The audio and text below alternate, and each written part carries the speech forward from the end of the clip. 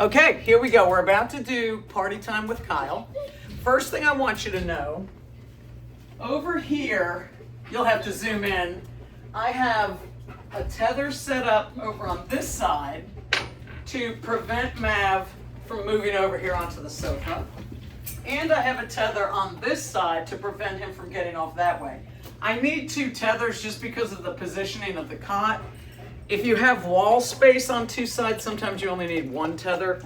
But the idea is that you want to have your tethers already set up so that when you hook him up to one or two tethers, he can barely get off the cot. He might be able to step one or two paws off, but the idea is that that tether is helping you manage him.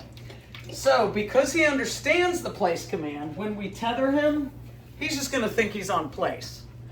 Contrast that to just tying a dog up, then a dog gets frustrated because they're just tied up. But in this case, mentally, he's going to be on place. Ready, buddy? Here we go. Place? Yes. Now I'm going to take his regular leash off.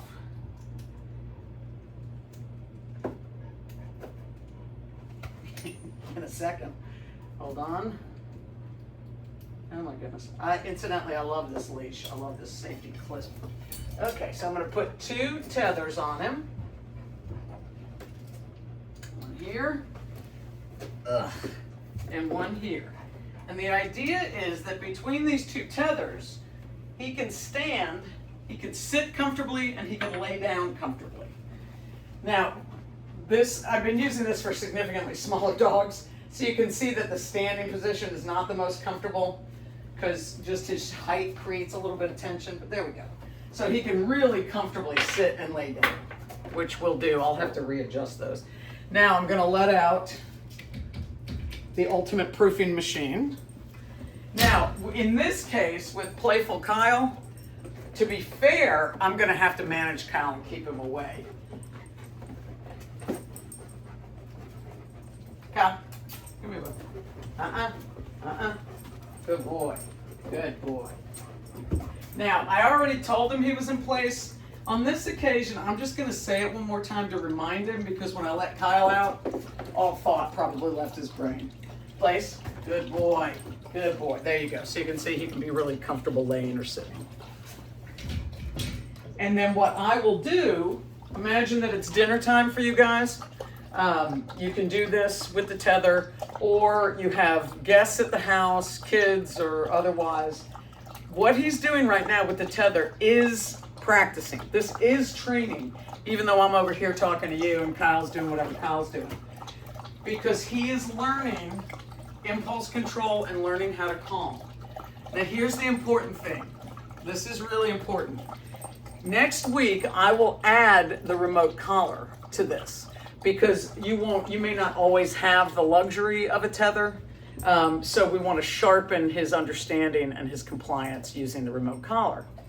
Having said that, we do not want to rely solely on the remote collar, and we do not want to use the remote collar right now. Do not use the remote collar for anything until I tell you that I'm working with it, because otherwise it'll create mixed signals in how we use it. So anyway, the tether process, this stuff, is really important. It is really important that you set up a tether, that you set up a tethering system, because that is going to make all the difference in the world. I call it independent study.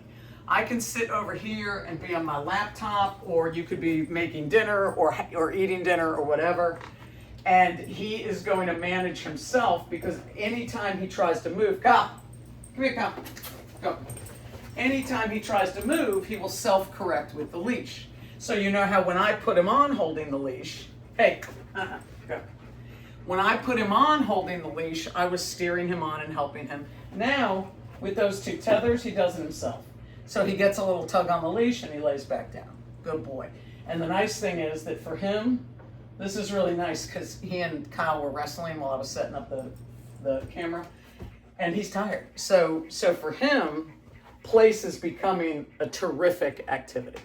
So what I really want you guys to do is figure out, get yourself a couple of smaller leashes, just little backup leashes, and set up a tether, move that cot, his place cot, someplace where you can tether with either one or two, tethers that barely let him get off the edge in any direction. Always good to have it backed up to a wall so you cut off one exit. But Kyle, good boy. Now the other thing you can see here is that Kyle settled down. We have completely, by putting one dog on place, and it could have been either dog, I should say. Kyle, come here, bud. Good boy. That all of the energy changed. So if you've got Owen over there, or you've got kids over and there's a lot of energy and you want to take him out of that energy and separate him from it, he can sit here and still be a part of all of the activity with you in this situation. So set up the tether, set up the tether, set up the tether. If you don't have time to set up the tether, text me and I will go get leashes and set up the tether for you. So I'll be happy to do that if you don't have time. But think about where you would want the place to be and just know that I'm going to need to anchor it. Okay, more later.